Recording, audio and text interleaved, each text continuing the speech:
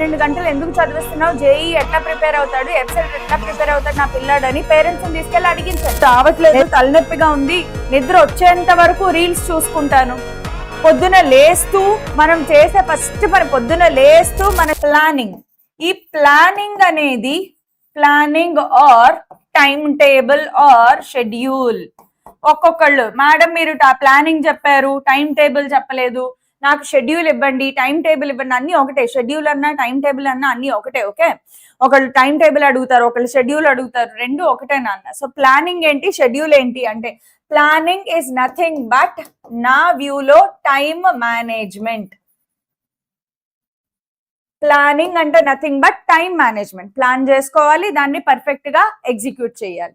ఎక్కడ వస్తుందమ్మా, ఒక్కొక్కళ్ళు వస్తారు. ఇప్పుడు మేడం మొన్న ఒక అబ్బాయి కాల్ చేశాడు ఇన్స్టాగ్రామ్ లో, వాడి కాలేజ్ పొద్దున్న 6:30కే మొదలైపోతుందండి. ఇది ఎక్కడ కాలేజ్ రా బాబు, 6:30కి మొదలైపోయి సాయంత్రం 6:30 అంటే 12 గంటల కాలేజ్. 12 గంటలు కాలేజ్ లో ఉన్నప్పుడు మీరు చెయ్యాల్సింది కాలేజ్ లోనే ప్రిపేర్ అయిపోవాలి అంతే. మీ ప్రిపరేషన్ కాలేజ్ లో అయిపోవాల్సిందే. కాలేజ్ లో ఏం చెప్పట్లేదు, మళ్ళీ కాలేజ్ లో ఐపీఈ ప్రిపరేషన్ చేస్తున్నారు. పేరెంట్స్ ని తీసుకెళ్లి అడిగించండి. నువ్వు 12 గంటలు కాలేజ్ లో పిల్లాడిని పెట్టుకుని ఐపీఈ 12 గంటలు ఎందుకు చదివిస్తున్నావు, జేఈ ఎట్లా ప్రిపేర్ అవుతాడు, ఎఫ్సెట్ ఎట్లా ప్రిపేర్ అవుతాడు నా పిల్లాడు అని పేరెంట్స్ ని తీసుకెళ్లి అడిగించండి.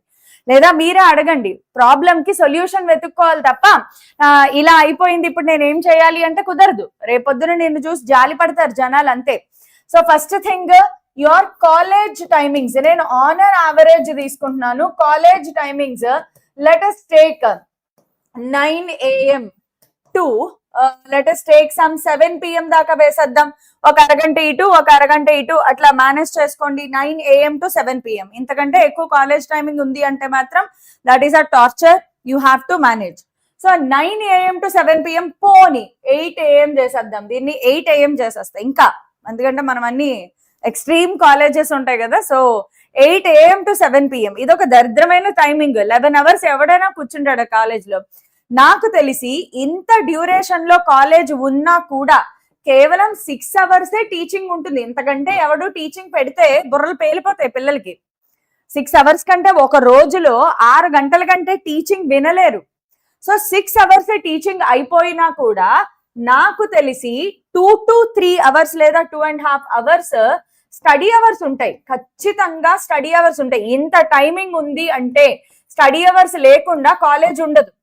స్టడీ అవర్స్ మీనింగ్ ఏంటి, ప్రాక్టీసే కదా. స్టడీ అవర్స్ లో కూర్చుని నువ్వు చేయాల్సిందేంటి, ప్రాక్టీసే కదా. సో 2 గంటల్లో 2 సబ్జెక్ట్స్ 20 ప్రాబ్లమ్స్ ప్రాక్టీస్ అయిపోతుందిగా. టైం లేదు టైం లేదు టైం లేదు అనుకుంటారు కానీ కాలేజ్ లోనే నీకు ప్రిపరేషన్ అయిపోతుంది. 2 hours లో ఒక సబ్జెక్ట్ లో 20 questions, మినిమం 20 చెయ్యి. ఇంకో సబ్జెక్ట్ లో 20 questions. ఇప్పుడు దయచేసి చెప్పకండి మ్యామ్ కాలేజ్ లో అంతా గోలగోలగా ఉంటుంది, నేను కాన్సన్ట్రేట్ చేయలేకపోతున్నాను, ఇలాంటి మాటలు సోది మాటలు మాత్రం వద్దమ్మా. నువ్వు నిజంగా సాధించాలి అనుకుంటే నీ చుట్టుపక్కల ప్రపంచం తలక్రిందులైపోయి భూకంపం వచ్చేసినా కూడా నీకు తెలియకూడదు.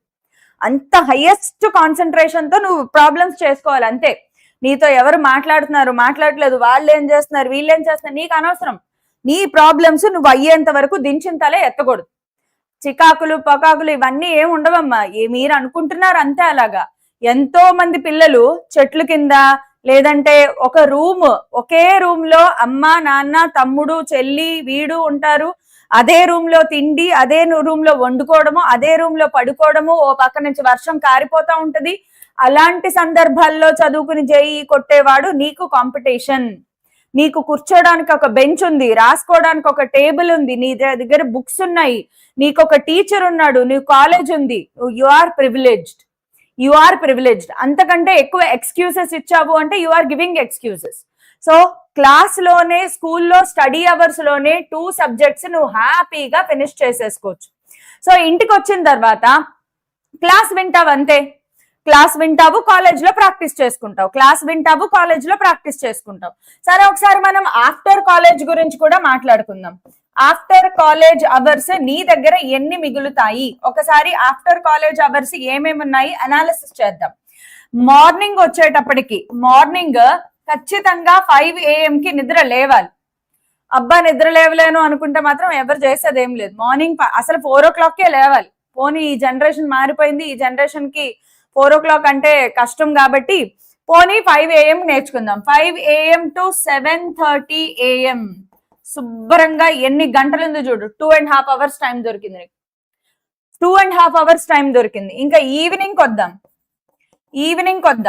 ఈవినింగ్ నువ్వు కనికష్టంలో 7 PM ఇంటికి వచ్చిన 8-8:30 వరకు నువ్వు టైం స్పెండ్ చేసిన 8:30 PM to 10:30 PM పోనీ 10 o'clock వేసుకో. 10:30 కూడా అక్కర్లేదు, 10 o'clock నిద్రపో. 10:30 వరకు ఎందుకు పెట్టానంటే ఒక అరగంట వరకు నువ్వు 10:30 వరకు చదువుకునేటప్పటికి అలసిపోయి నిద్రపోతుంది. మనం అలా చెయ్యాలి. మీ పరిస్థితి ఎలా ఉండాలంటే చదువుకుంటూ నిద్రపోవాలి, నిద్ర లేస్తూ చదువుకోవాలి. అంతేగాని నిద్ర రావట్లేదు, తలనొప్పిగా ఉంది, నిద్ర వచ్చేంత వరకు రీల్స్ చూసుకుంటాను. పొద్దున లేస్తూ మనం చేసే ఫస్ట్ పని, పొద్దున లేస్తూ మన చెయ్యి కళ్ళు కూడా తెరవం, మన చెయ్యి ఎత్తుక్కుంటా ఉంటది అనమాట. ఫోన్ ఇటు పెట్టుకున్నానా, టేబుల్ ఇక్కడ ఉందా, ఆ టేబుల్ మీద ఉందా, ఛార్జింగ్ లో ఉందా, ఎత్తుక్కుని ఫోన్ చూడాలి ఫస్ట్. మనకేదో ఎలాన్ మస్క్ నుంచి బాబు రెడీ అయిపోయింది దా మార్స్ మీదకి వెళ్దాము అని చెప్పి మెసేజ్ వస్తుందా ఏమన్నా? కాదు కదా. సో ఫోన్ అనేది వీలైనంత వరకు చదువుకి తప్ప పక్కన పడేసేయండి, ప్రశాంతత తెచ్చుకోండి. మీరు అలసిపోయి నిద్రపోవాలి, గాఢ నిద్ర, వెరీ సైలెంట్ స్లీప్ వెళ్ళిపోవాలి. అదే టైంలో 5 o'clock అల్లారం కొట్టకుండానే మీకు మెలకు వచ్చేయాలి, అల్లారం మోగకుండానే మీకు మెలకు వచ్చేయాలి 5 o'clock. అలాంటి డిసిప్లిన్ మీ బాడీకి అలవాటు చెయ్యండి. ఖచ్చితంగా అల్లారం కొట్టకుండానే మీరు నిద్రలేచిపోతారు కొన్ని రోజులు అయ్యేటప్పటికి. ఎందుకు సరిపోవట్లేదు టైం ఇప్పుడు చెప్పండి. ఇంతకంటే వేరే కాలేజ్ టైమింగ్స్ ఉన్నాయి అంటే you have to go and talk to your college people. సరే, ఇప్పుడు మళ్ళీ ఇంకొంచెం ముందుకెళ్దాం. How to finish the syllabus. First of all August, September, October class 11th plus 12th syllabus complete చెయ్యాలి. Class 11th 12th syllabus complete చెయ్యాలి. ఎలా చెయ్యాలి, backlogs ఉన్న వాళ్ళు ఏం చెయ్యాలి, ఎలా కవర్ చెయ్యాలి మ్యామ్ అన్న వాళ్ళకి కూడా నేను చెప్తాను. అదేంటి మ్యామ్ 3 months లో ఎలా అయిపోతుంది అంటే నేను ఇప్పుడు చెప్తాను, మీకు ప్రూఫ్ ఇస్తా. అందుకే చెప్పా కదా ఈ క్లాస్ ప్రాక్టికల్ గా కోసం. ఈ క్లాస్ ప్రాక్టికల్ అనాలిసిస్, ఎక్కడ మనం గాల్లో లెక్కలేమో ప్రాక్టికల్ అని చెప్పా కదా, అది కూడా ప్రూఫ్ చూపిస్తా. ఈ 3 నెలల్లో ఫిజిక్స్ వరకు చెప్తాను, మ్యాథ్స్ కెమిస్ట్రీ దానికి అకార్డింగ్ మీరు వేసుకోండి. బికాస్ నాకు తెలిసి ఫిజిక్స్ కంటే కెమిస్ట్రీ సిలబస్ చాలా తక్కువ, మ్యాథ్స్ కూడా కొంచెం కవర్ చేసే చిన్న చాప్టర్స్ ఉంటాయి. ఆ తర్వాత ఆగస్ట్, సెప్టెంబర్, అక్టోబర్ అయిపోయిందా, నవంబర్ ప్లస్ డిసెంబర్ ఏం జరుగుతుంది? November plus December revision start చేయాలి. రివిజన్ ప్లస్ ఇక్కడ మీరు పీవైక్యూస్ చేయాలి.